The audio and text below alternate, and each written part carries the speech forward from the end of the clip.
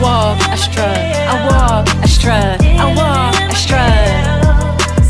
I walk, I strut, I walk, I strut, I walk, I strut.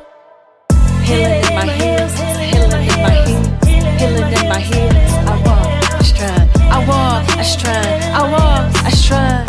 Healing in my heels.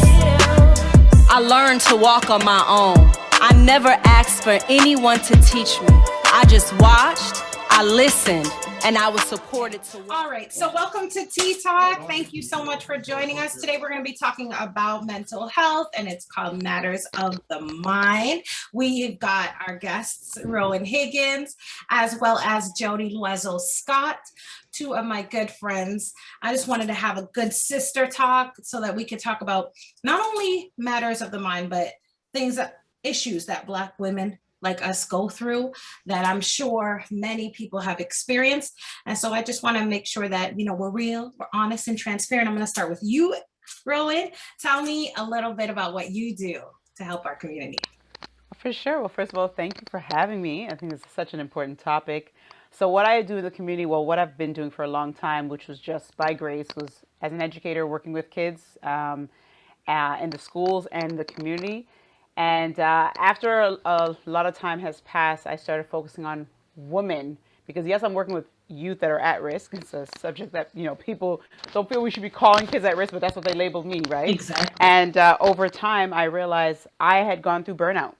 So I started working on an event called Shift because I realized a lot of us as women, as mothers, go through these different events and we don't know how to address it in the moment. We say, I'm fine, I'm good, and I need to keep tearing on. I'm a superwoman. Here's my cape. And I just think it's so unhealthy to the point that when people are like, you're so strong, though. I'm like, I don't even want to hear that anymore. Where I used to ride with it because culturally we know, Yes. and I got to take it all on. And we burn out, we fry, we end up in the hospital, and then we don't talk about it. My God. Support each other. So what I do in the community is about empowering others, inspiring them to transform their lives through addressing issues in the present tense, issues from the past, and how we break those cycles in the, we know. Yeah. As women of faith, we speak about it and we say we need to, the generational shackles, we need to be victorious, but how do we do that? There's work that needs to be done. It needs to be done. Yeah. And it's still, even though I help others, I'm always working on it every day and it's not easy. Believe me, I'm proud of you. That's awesome, Sauce. And I love the background. I love all the African art. Like I'm so trying to do that. Like as I decorate, I want to make sure that even with my youngest child that we incorporate things that look like us. All her books look like us, because that also helps with the mental, so that we go out into the world and people don't necessarily look like us. She knows when she gets home, it's normal. We are normal, and we can bring that to the outside world too. So Jody, you work with kids. Tell me a little bit about what you're doing. I do. I'm an early child educator as well as an integration aide. I now work in the summers. I work with the preschoolers. In the school year, I work with school-age children that have special needs. So it's very, very interesting. When I just started really focusing on the special needs community, the children in particular, my thing was, a special need it's not necessarily autism, a learning disability. I was working with children whose parents were going through horrible divorces, and the child is caught in the middle custody battle, and then they're getting depressed about it. So for me, you can have a special need when you're going through trauma, a child who loses a parent. We had children when I was working in a community center, we had children that were coming from war-torn countries. And they come here, they don't speak the language, like they don't know refugee this status culture. and stuff? Exactly. And I'm working with these children, they don't know the language. They don't need you to teach them how to prepare for kindergarten. They need you to help them feel safe when they hear loud noises, because that's gunshots in their mind, right? Triggers. So I just realized how far-fetched the mental illness and these things that we don't always talk about. Like, unfortunately, mental illness, we don't see it. So we don't necessarily, or you can't attach it to, if I break my leg, no one's going to question me staying home from work for 6 weeks while I recover, let's say, right? But then if I have a burnout, or I'm dealing with a depression, and to stay home, and the shame and the stigma. So for me, I decided, as hard as it is, I'm going to be open. I am going to be transparent about my own struggles with mental health issues because it needs to be brought out into the light. Exactly. It I needs to be brought into the light. absolutely, I absolutely love that, because I also said, you know, there was a period of time where my daughter was in a teenage stage, and I said, I'm going to stay home. And we was struggling because it's hard to stay home and run the house, especially living out here in Toronto. So, but I said, no, she needs 4 eyes, not just 2, because beyond that, I'm a single parent and she didn't have the eyes of her dad on her. So I was like, let me just make sure that I take care of my mental health and keep an eye on her and let her know that when she comes home, it's not like I had a latchkey. It's more like, you gonna come home, you gonna smell something. And I did face a lot of stigma about how much we had to move, how many bills went unpaid. And it was rocking on I suffered with severe anxiety, a lot of mental health struggles because I had to juggle everything, but I was like, my kid is my priority. So you working with the kids is amazing. And you doing your work in the community, amazing. I mean, I think little by little, it's like drops in the bucket, you know? Yeah. But before we get into all of that, let's do the challenge. So that, like, because it feels like we're about to get deep, and I'm like, let's just get the fun stuff out of the way. So challenge wise, first thing, let me see. I'll ask you, Rowan, love or money? Love. Me too. Why do you say that? Well, listen, when money gone, what happened? I know, right? Love is unconditional. It's I don't want to say unconditional, but more, it's sustained. It sustains you because no matter what status you are, whatever your socioeconomic status is, in the end, love, no matter where you are in the world and what you have, whether you have it or not, love is what sustains you. Because we've seen it with celebrities or different individuals, billionaires, when they take their lives, people are like, but they had all the money in the world. And it's honestly, it's health and love. Okay. Yeah. Jody, what about you? Let's see, not love or money. Let me see. Would you rather sing or do poetry? Singing is poetry, kind of. Hey, I knew. I was like, she goes. You thought so? I thought you say spoken word. No, I think you can start with a little spoken word and move into a come on, jazz, right, you know, all poetry. All poetry. Okay. And I think, okay, so for me, let me do one challenge. This is going to shock everybody besides my headgear, which we will talk about. Love it. You know what? It's quite. It looks so natural on you, like you've been rocking it forever. It's right. I promise you, this is part of the whole challenge question I'm about to ask myself, if that makes any sense. But for me, if I was to choose a blue collar worker guy or like a man of power or like a Malcolm X type of guy. Honey, I was Malcolm X's wife in my mind. When I did this rap, I was like, yes, because ever since I was small, I've always pictured myself beside a man of that type of conviction, that type of power, that type of like being able to like, you know, say it's not all about what I look like on the outside. Cause I feel like people always do this. Amen. So I kind of always wanted to cover this and just be this and just say how I feel as opposed to like stop looking at all the extra stuff. So if I had to say a blue collar worker or a man that doesn't even necessarily make a huge paycheck, but he makes a huge influence or an impact, I'm going with Malcolm X. So that's okay. So we're getting to this now. I was telling you guys like the first thing, it's not just a Black thing, but I'm thinking like Black women particularly, like Rowan said, we hide a lot of our stress or a lot of it's not a competition, but it feels like a lot of the things that people that are not of color just do with ease. We feel like we always have to prove ourselves. You know what I mean? Whether it be with the hair, whether it be with the look, whether it be with just maintaining as a single parent or as being married, having to juggle a husband, kids, job, all of that. We don't get to be a Stepford wife and just stay home all the time. So I'm just thinking, how do you guys juggle all of that? Because for me, I do it, but you better believe I'm be crying on YouTube if I need to on a podcast. I'll be like, listen, today was a hard day, which it was. How do you handle it? Rowan? How do I handle it? Huh. Well, I think of it over, like I said in the beginning, it was just, working with students with special needs, like very similar to what Jody does in the schools. I started that in 2000. So I was 20 years old, Mm. just out of school, and I was doing that. And I'm working at Batshaw. So for those who don't know Batshaw, Mm. it's a, what do you call it in Toronto? Institution for, CAS. yes, there you go, I'm right? fostering for them. There Amazing. you go. Yeah. So that's, for DYP, youth protection and all of that. So I was working with them and I'm going to Concordia and I'm doing extra hustles and I'm a social person. And you're I a was, mom and a well, great I wasn't a mom mom at yet that. when I started, but even that, it was actually worse because I Oh didn't have yeah. a child to stabilize me and say, okay, well, this is a schedule I should do, Good point. So it was worse. My child has actually grounded me and started to prioritize Mm. different. Mm-hmm. So I'm running on 4 hours sleep every day, but I had the adrenaline to go with it. But my body got affected. That's I was right. getting a Mm, brain scan because I couldn't even feel my limbs. They thought I mm. had MS. They thought I had a tumor. It was really bad. In the end, they're like, we haven't found anything. This is stress. My God. And I was like, what? Stress can do that? Like, I was off of work. And that was a reality check of sacrifices. No matter what you choose to focus on, like put your energy into more than one thing or than the other, something will get burnt. Something will Mm. get, That's sacrificed. That's where neglected. it's like, yeah, that's why I don't believe in the concept of work-life balance. Yeah. Mm-hmm. It's not true. Like you have to prioritize what is important to me and what are the areas of my life I'm going to focus on more than anything, and Mm-hmm. then shift. Mm-hmm. There's shifting Abs- tides.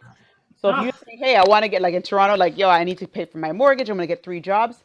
Your kids are going to take the hit. Your spouse is going to take the, your relationship. something. That's why you got to, yeah, Yes. that's right. You got Yeah. to prioritize. So And I've learned to realism- put my scheduling and really look at my goals. So I do vision boards is what I do. I me really set my too. visions. My intentions are so important.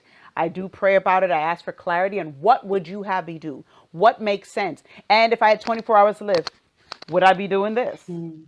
Facts. And it's Mm. totally just because I'm here to help Yeah. everybody. Yeah. On the bank, I'm here for everyone. Let's go. Let's go. But it doesn't make sense because we It's don't know so how to say true. no. We do Yeah. not know how to say no. And my favorite quote is no is a full sentence, That's period. right. You don't need an explanation. Amen. And on top of that is like, when you're talking about prioritizing and something taking the hit, you have to also say, well, if maybe dinner takes a hit and I don't get to cook, that can take a But hit how and do you I'll do still be without feeling fine. guilty? How do you do Exactly. without feeling guilty, Yolande? Well, for me, I feel like when I miss something, I make sure I talk about the person who's the most important. I talk about it with the person who's most important. So Shy, Mm-hmm. I'd be like, I know mommy promised that we was going to do this. But Mm-hmm. because I don't want you to take a hit because you're my priority, like everything else can go. If I Hmm. just don't want you or Majesty, my second baby, I just make sure that I let them know that if I miss this, I apologize and I wanted to make sure that I'm taking care of you. And that way, even if something goes awry, they still know that I care about their mental state of me Good. having missed that. You know what I mean? What about you, Jody? How do you handle Girl, all but juggling all those for balls? the grace of God. Let me tell you something. The other day, someone said to me, "Oh my gosh, you have such great kids." I'm like, they're like, wait. They said, "You have such great kids. You're such a great mom." I'm like, a lot of times my kids are great despite me. You know what I mean? Like, I am fully convinced. I'm not saying I'm not a great mom, No, but you. wow, I know for a fact that God's hand is over them, covering them, because a lot of, especially in these past few years, the hits on my mental health has been so hard that they had to like live through a whole month without me at home because I was in the hospital November 2020. And it's like, how do they understand that? How do they, but one thing that's been always amazing is that I've been open with the kids. I don't Yes. hide it. There was a time when they were younger, I would sneak away, I would cry in the room, and I do like, and then put on the face afterwards, and they just didn't understand how come mommy's sleeping so much. So when they got Mm-hmm. older, I was able to explain it to them. And Kev too, Kev, my husband, he's been really, really supportive in that and just educating them.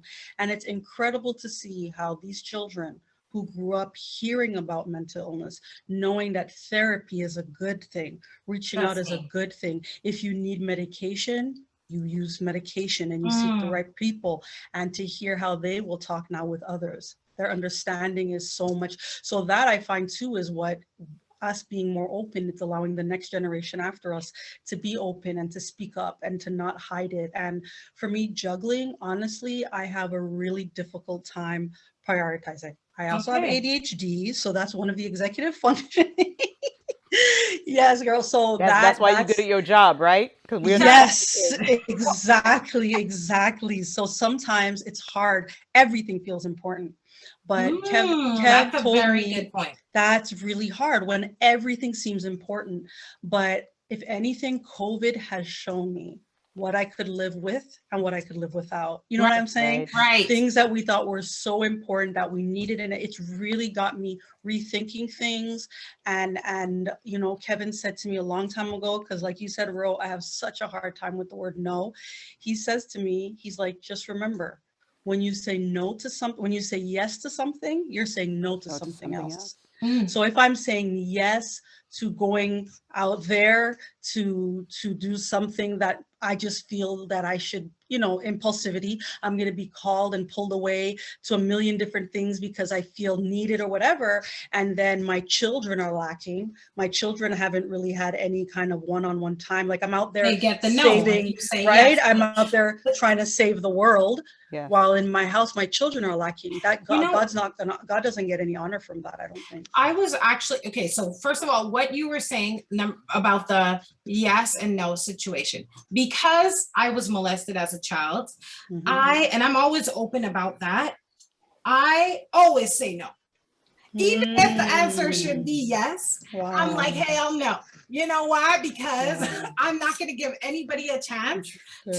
Yeah, to poke that's the good. bear. You know, either one, I don't Wow. want to embarrass myself because then I'll pop off if they poke me, or it's a no Mhm. because I don't want to invest that much because I don't feel like I will get a return in terms of reciprocity. There's so Mhm. many reasons for a no, but the universe now feels like it teaches me, and even God, the God of the universe, is teaching me to sometimes say yes. And Mhm. then the whole thing you were talking about sleeping so much, I heard Mhm. my daughter and her friends talking the other day. This was before I had my second baby. And she was like, you know, a lot of times my mom is always there to talk because, you know, she started fostering and took, this is Shy speaking of me. She said, well, my mom started fostering, so she was home all the time with the kids.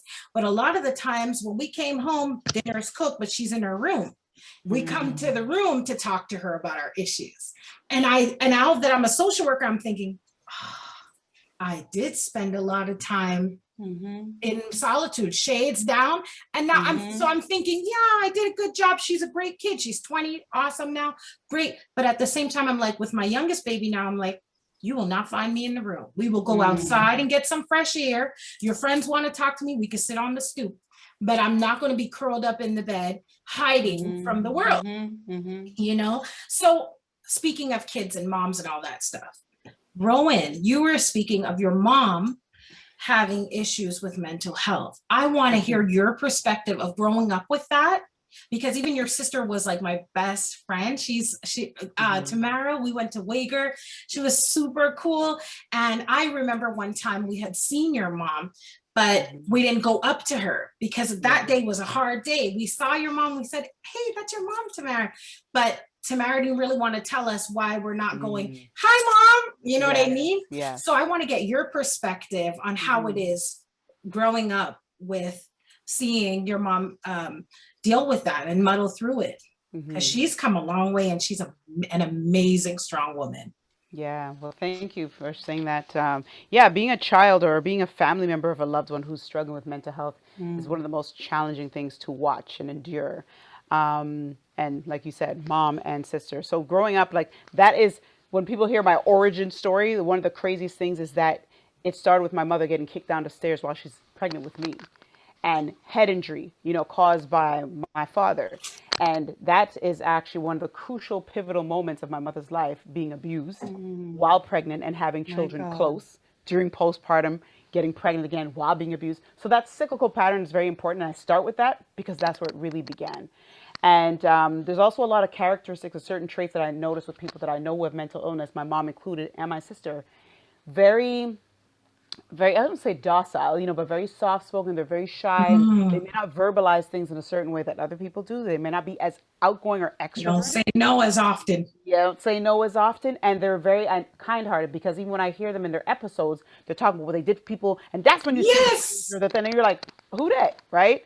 So my mom, when she was in New York, barefoot, walking in the streets of New York, literally, the police is pulling over, red and blue lights flashing. We're in a concrete jungle, 3 in the morning with two babies. You have a toddler, Wow. infant. And that was it. It was like we ended up getting foster. We were supposed to go to an orphanage, but my aunts thankfully got the call from Montreal, and they brought us. Well, brought me Oh, back here. wow. I I didn't was born know in New that. York, so I love they it. took care of us. But they were strict. They're my yardie, they're my Jamaican, and the lick click pop pop pop. Teachers call, social worker.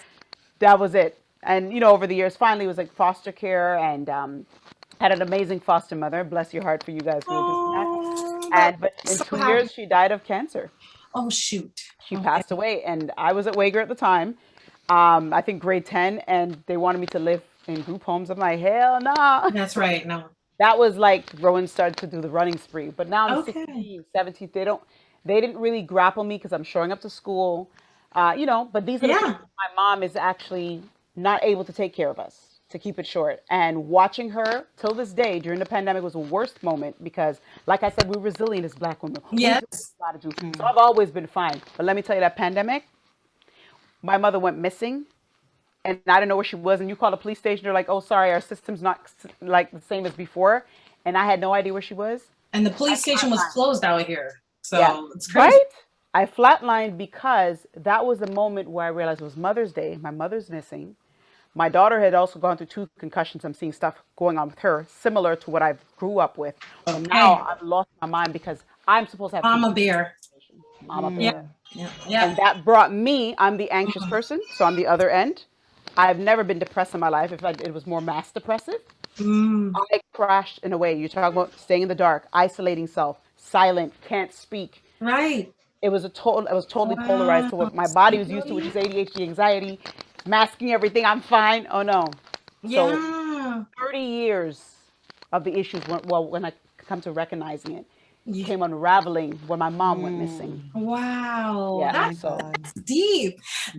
You know what? I don't even know what to say. One smile, because it's like you've overcome, and I'm looking at you and I'm like, it's obviously a work in progress for all of us, but your resilience, to me, as an outsider looking in, you've always been the strong one in your family. And that's a load to carry, but you mhm. could see that you've always been strong, you know?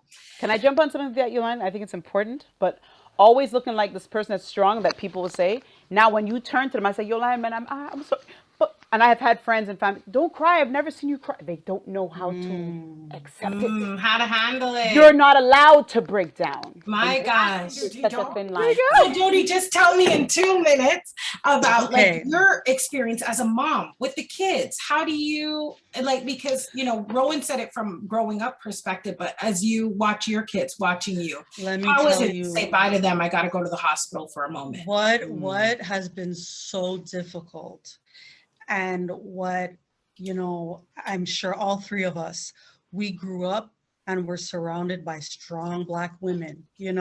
I could do bad all by myself, kind of thing. So I always, even younger, because I had my real bout with depression at 14 and was hospitalized and stuff. And I just felt like, why can't I be strong like my mom and my aunts? What's going on with me? Like, why can't? So then when I had my children, and then they had to see me hurting and stuff, and I had a conversation with my mom, and she told me, no, I used to cry in my pillow. You know what I mean? Like, I had rough nights, being a single mom of 2 and stuff. So, but I really had to be honest. And I really believe that's how I personally, and I believe others, can help their children the most.